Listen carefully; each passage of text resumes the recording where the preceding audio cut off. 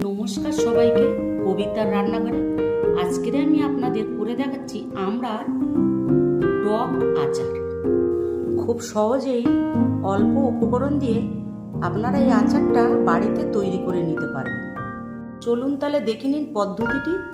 প্রথমে আমি এখানে আমড়া নিয়েছি, আমড়াগুলো একটু পাকা আছে। আমি এটাকে সেদ্ধ করে নিয়েছি 10 মিনিটের মতন লবণ দিয়ে, জলটা ঝারিয়ে এখানে রেখেছি। সাইডে আমি একটা কড়া বসিয়েছি, তাতে আমি একটু মেথি আর মৌরি ভাজবো। এর ভেতরে আমি ধনে দিয়ে দিচ্ছি, আর কটা শুকনো লঙ্কা দিচ্ছি, আর একটু সর্ষে দিয়ে দিচ্ছি। দিয়ে এটা আমি ভাজবো।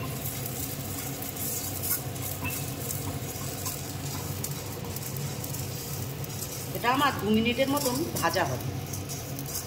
2 মিনিট আমার হয়ে গেছে, ভাজাও হয়ে গেছে। এরকম অল্প অল্পই ভাজতে হবে যেন না পুড়ে যায়। এবারে আমি ঠান্ডা করতে দিচ্ছি। আমার একটু ঠান্ডা হলে তবে আমি গুঁড়ো করে নেব। এরপর আমি কড়াতে তেল দিচ্ছি, এতে তেলটা একটু বেশি লাগবে।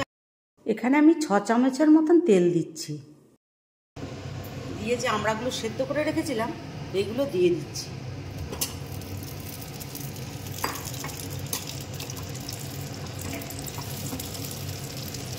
এরপর আমি সামান্য চিনি দিচ্ছি।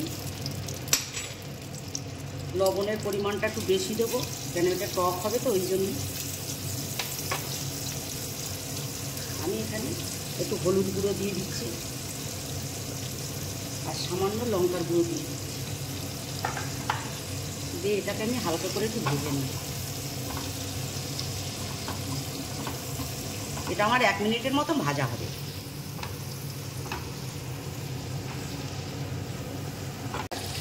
এক মিনিট আমার হয়ে গেছে, ভাজাও হয়ে গেছে।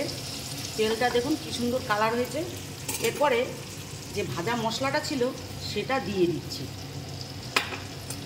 আর আমি 5টা কাঁচা লঙ্কা দিয়ে দিচ্ছি। দিয়ে নেড়ে চেড়ে নামিয়ে নেব।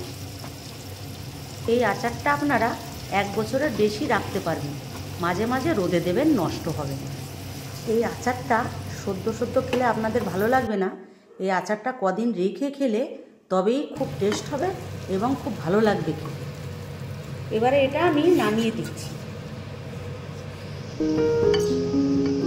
আপনারা এরকমভাবে আমড়ার টক আচার করে খেয়ে দেখবেন। ভালো লাগলে অবশ্যই আমার চ্যানেলটিকে লাইক, শেয়ার, সাবস্ক্রাইব